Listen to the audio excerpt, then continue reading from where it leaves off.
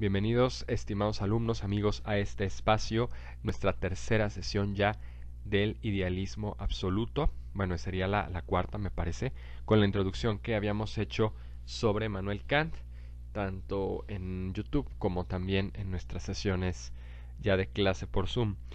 Y bueno, recordar que tratamos de entender el salto que se da entre Kant y Hegel, habiendo pasado ya por los otros postulados de Schelling y Fichte. Si recuerdan, es un camino del idealismo que se va tornando cada vez más radical, o pues sí, precisamente el término absoluto habla de una sistematización bastante más confusa, ambigua, con respecto a lo que Kant había propuesto en su dialéctica o en su idealismo trascendental, que tiene que ver trascendental con la relación, la conciliación entre la razón, la inteligencia, sus principios innatos o a priori, y la sensibilidad, la experiencia a posteriori.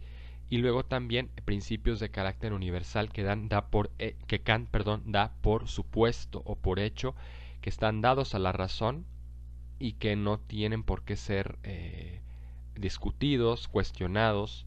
Vamos a decir que se toman tal cual la razón los interpreta.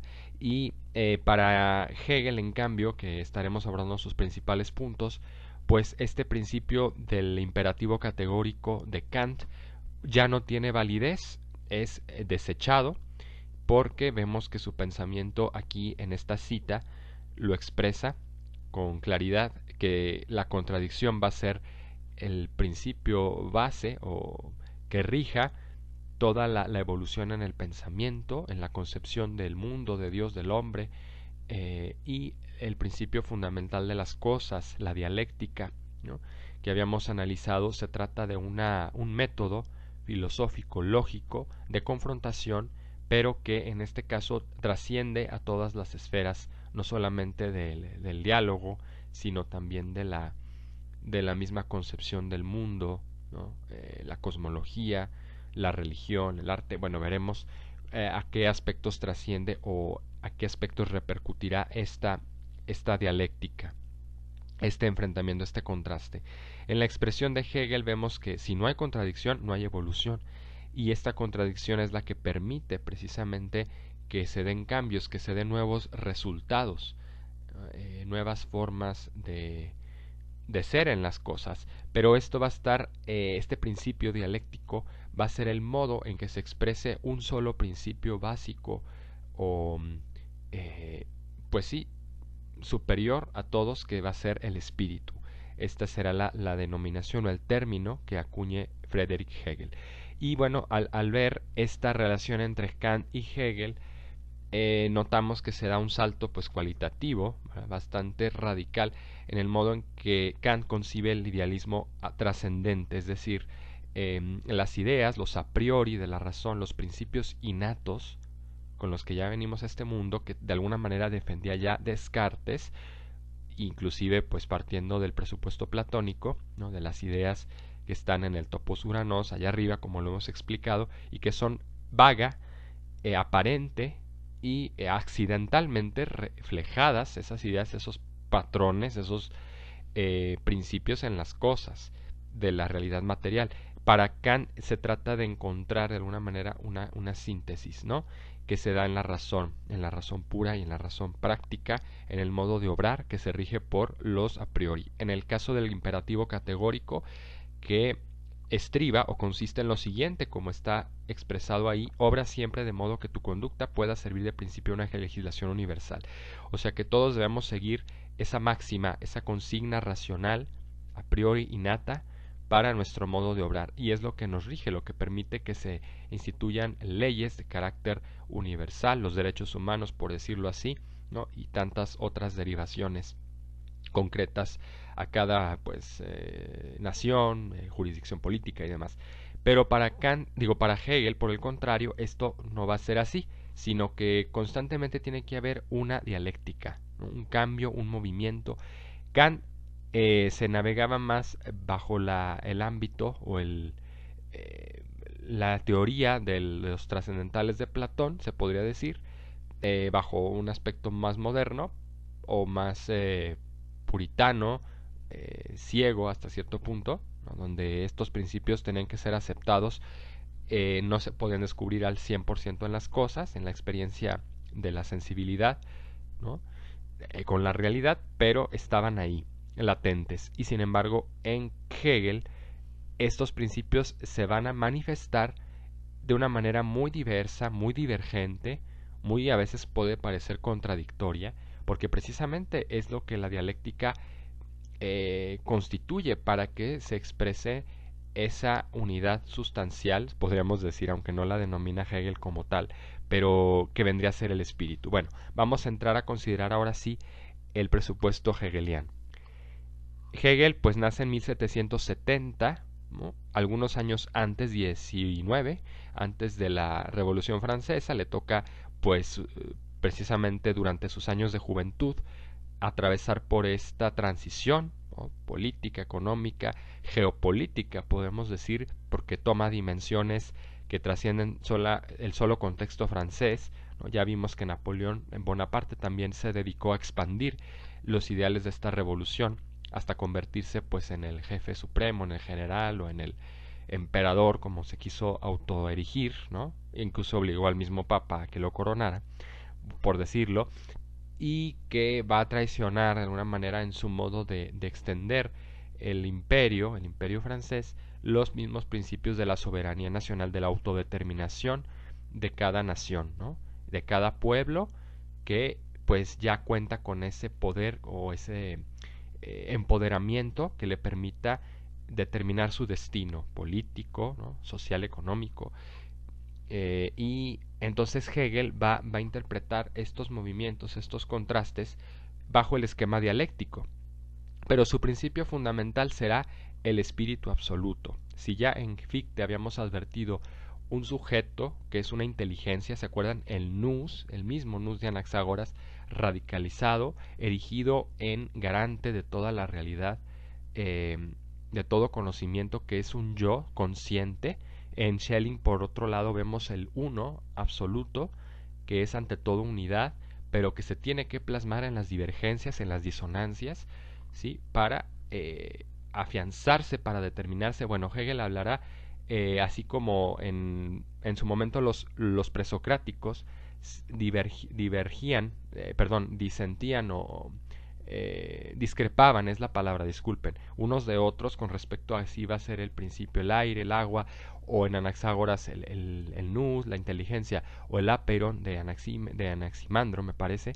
Pues aquí Hegel trata de hacer una síntesis y decir, no, como que estos dos se han dedicado a hablar de lo mismo, de los mismos principios ya presocráticos, y ahora se trata de definir, tratar de expresar de una manera más completa lo que este principio consiste, y es el espíritu absoluto, ¿sí? Veremos aquí un idealismo ya llevado a su máxima y más radical expresión, cuando ya se rechaza todo lo que tiene que ver con el realismo, la realidad, la experiencia, los sentidos y demás. Para Hegel solo va a haber un principio básico, y es el espíritu. Consiste en una entidad eterna, inteligencia o razón suprema, ¿sí? Conjuga, si se fijan, elementos que ya están ahí, el mismo yo de Fichte, el mismo uno de Schelling, los trascendentales de Platón, si ustedes quieren, ¿no? Uno, bueno, verdadero, uno, bueno, verdadero, y bueno, esos son los principales, ¿no? Es aquello que funda y conforma todo para sí mediante una dialéctica. Así como veíamos que en Schelling y en Fichte, este uno, este yo consciente, ahora en Hegel, el espíritu absoluto se ponía a sí mismo como garante de la realidad, como aquel sustento, aquello que estaba detrás de todas las cosas, detrás de todo individuo pensante, ¿sí? Toda razón, toda ciencia, veremos aquí la consideración que hace Hegel sobre las ciencias, pues todo esto bajo un esquema dialéctico de choque, de confrontación, de contradicción, va a ser el escenario donde se exprese el espíritu absoluto. Pero entendamos que este espíritu no es la razón individual de cada persona, no es un sujeto cognoscitivo, podríamos decir, o una mente, sino un ser más allá de lo inmanente, de lo individual, de lo finito, que se expresa de alguna manera en estas complejidades de lo finito. Para ello, Hegel nos va a proponer el esquema de tesis, antítesis y síntesis, una especie de trinomio cíclico, ¿no?, determinante de toda la realidad, esquema de dialéctica, ¿no?, de choque de confrontación, en el que tendrá lugar toda la ciencia, el conocimiento, los saberes, ¿no?, las formas de vida, que no serán otra cosa sino la expresión de este espíritu absoluto, ¿sí? Para él es muy importante señalar lo siguiente, que la tesis es una especie de espíritu, la fase, el momento, si se puede decir, en que se encuentra este espíritu de alguna manera indeterminado, ¿no?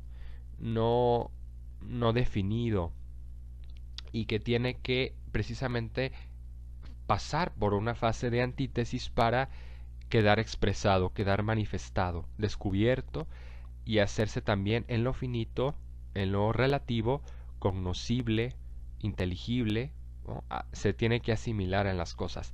Y estas cosas que constituyen precisamente el no yo, que decía Fichte, ¿no?, o las divergencias, las disonancias del uno en Schelling, pues la historia, la religión, el arte, la política, etcétera, las instituciones, ¿no?, los procesos, ya dijimos, de la historia, sistemas económicos, etcétera. Todo esto son expresiones concretas del absoluto. Finalmente, ¿a qué le abre la puerta? Ya decíamos, advertíamos anteriormente Hegel, o todo el idealismo absoluto, a un relativismo de toda índole, no solo cognoscitivo o nociológico, relativismo intelectual si se quiere, sino también económico, moral, político, en todas las instancias, en todos los órdenes o dimensiones del ser, de las personas, está plasmado este espíritu, pero que tiene un carácter indefinido al principio, que al pasar por estas manifestaciones se da a conocer, ¿no? Es la antítesis, ¿sí?, de esta indeterminación del absoluto del espíritu, que se va determinando, que se va conformando, para después tener como resultado, ahora sí, la tercera y última fase, la síntesis, que será del griego. Todos estos términos son griegos originalmente, ¿no?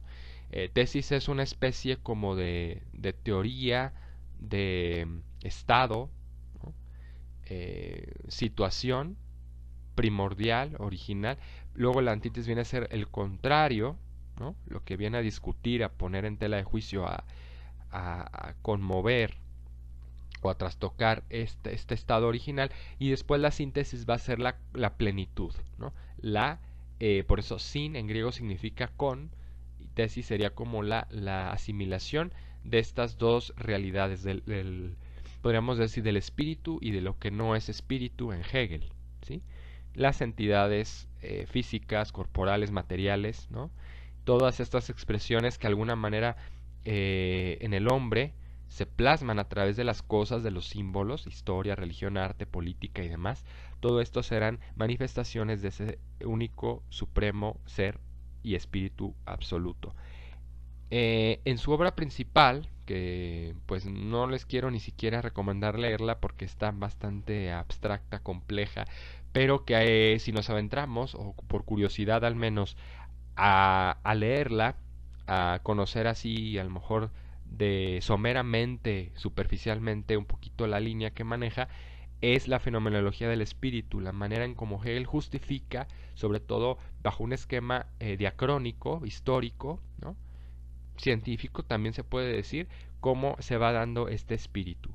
Y ya les decía yo, con respecto a los otros pensadores, nos puede sonar algo muy místico, muy bonito, esotérico, pero hay que tener cuidado, porque esto precisamente no es otra cosa que la plataforma de un panteísmo, donde, como ya lo habían quizá ustedes advertido en la historia de la filosofía moderna, en pensadores como Baruch Spinoza, ¿sí?, o quizá Leibniz, de alguna manera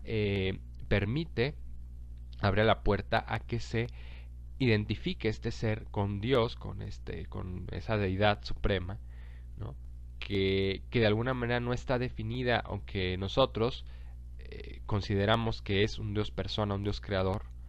Para Hegel esto va a quedar como en entredicho, es decir, es ante todo un ser, como lo entienden, por ejemplo, las logias, ¿no?, las sectas o las masonerías, que es un supremo ordenador, un demiurgo, lo entendía así Platón, por ejemplo, ¿no? Una realidad que está indefinida, que da origen a todo, pero que tiene que manifestarse en las cosas para ser comprendido, ¿sí? Para ser también rector, eje y estructura de todas las cosas, el espíritu. Y aquí es como lo va a justificar en esta fenomenología, obra principal datada en 1807.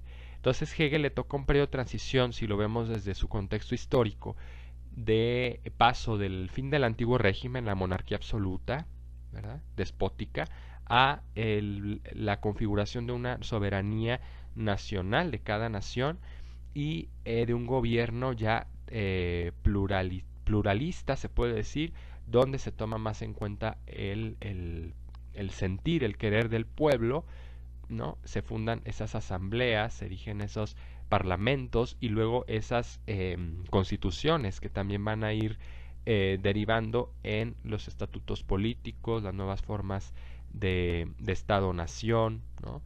Y todo ese aparato político ya contemporáneo en el que pues estamos nosotros inmersos y que no será otra cosa para Hegel que una fuente de inspiración, esos sucesos, esos acontecimientos para entender, según él, de una manera diáfana, de una manera bastante, pues sí, evidente, la expresión de ese espíritu.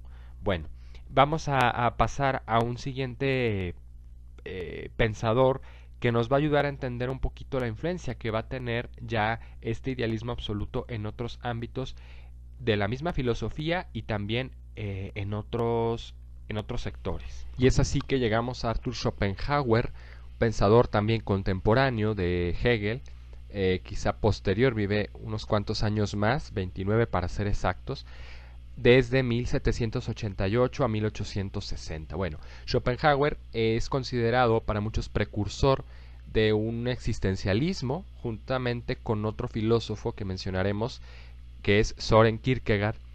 Y bueno, más que el existencialismo será una corriente propia, una vertiente que se denomina ya en el siglo XX vitalismo, ¿sí?, o voluntarismo, que desarrollan personajes como Ortega y Gasset, un filósofo español.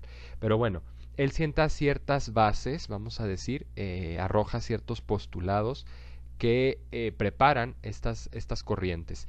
Para Schopenhauer, lo importante aquí es destacar un principio un poquito más concreto, más real, más tangible, que el de la sola razón, el del nous, el del uno o espíritu que defienden los idealistas. ¿Sí? Él trata de, siguiendo el mismo esquema, vamos a decir, absoluto, sistemático, discrepa, para empezar, de los postulados idealistas, porque se enfoca más en el aspecto de la voluntad. La voluntad en cuanto poder, decisión, libertad, todas las facetas o aspectos que tienen que ver con esta dimensión, que pues bueno, la encuentra el hombre en sí mismo, la posee, pero que trasciende para Schopenhauer la misma individualidad. Así como en los idealistas veíamos que la razón no es algo que se reduzca al entender de cada individuo, un aspecto, una dimensión propia de cada individuo, sino una razón creadora, trascendente, eterna, supraindividual e infinita, pues así también la voluntad. Entonces, en esta cita podemos leer el siguiente pensamiento. En cuanto a voluntad, auténtico mundo, entendida así por Schopenhauer, el mismo mundo es uno solo, pues la voluntad es la misma aunque se manifieste con diferentes formas y ropajes entre nosotros. Con esto, ¿qué viene a decir? Pues prácticamente lo mismo que ya destacaban los idealistas, que es una constante en el movimiento, en los cambios de cada época, en cada ámbito del pensamiento, de la ciencia, de la política, de la religión. Todo esto se conjuga, tiene su sustento, tiene su base en una voluntad de poder, ¿no?, que está detrás de las cosas, que está detrás de las situaciones, de los acontecimientos. Es una voluntad un tanto, pues sí, se puede decir abstracta, pero es rectora, ¿sí? Es como hablar del espíritu, de la inteligencia, del luz, del uno, del espíritu absoluto, que se determinen las cosas, pues así esta misma voluntad, en palabras ya de Schopenhauer, se va manifestando, como dice, en diferentes ropajes, en diferentes formas, en cada individuo, en cada decisión, en cada libre albedrío inclusive, ¿sí? Pero que responde, obedece o proviene de una voluntad superior, suprema, ¿no? Eterna se puede decir también. Pero para Schopenhauer, ¿cuál es la diferencia o qué es el matiz nuevo que viene a darnos, a expresarnos? Es que el mundo finalmente y la dialéctica, el choque entre contrarios, ¿no? Como defendían los pitagóricos, la dualidad, el problema del bien y el mal y todo lo que se deriva de la composición entre materia, espíritu y demás, pues el mundo sensible y lo inteligible es una lucha, es una conformación de la misma voluntad, ¿sí? Que se va manifestando, que se va expresando, que se va autodefiniendo y autodeterminando en las cosas. Nosotros venimos a ser, así como explicábamos en las clases por Zoom, si recuerdan, en los esquemas del idealismo dialéctico y absoluto, venimos a ser una expresión de esa voluntad. Cada uno expresa, plasma, ¿sí? Es un aspecto, una faceta, una arista de esa voluntad suprema, y es aquello que permite precisamente entender el contexto en que vive Schopenhauer, ya de pleno siglo XIX, cuando ya se dan, por respecto acá al contexto latinoamericano, las independencias, la emancipación de las colonias europeas, pero luego tenemos un nuevo colonialismo que va a surgir a partir de la conformación de esos nuevos estados-nación, como será en primerísimo lugar Alemania, ¿no? Porque es un estado-nación que surge ya tardíamente, post el periodo romanticista, romántico, cuando pues, se van cultivando, van convergiendo estas teorías, estas ideologías filosóficas que tienden a darle un aspecto como hegemónico, preponderante a Alemania, por decir que en Alemania, diría Fichte, se expresa de una mejor manera el yo, sujeto consciente, ¿no? Y luego hablar de algunos otros personajes, como ya mencionamos a Napoleón, que van a tener pues un papel importante en los sucesos, en los acontecimientos de este siglo, que vendrán a ser como expresiones precisamente ya no solo de una razón, de una inteligencia única, absoluta, espíritu, sino de una voluntad sobre todo. El enfoque de Schopenhauer es el vitalismo, el poder, el voluntarismo, de determinar, de decidir, ¿sí?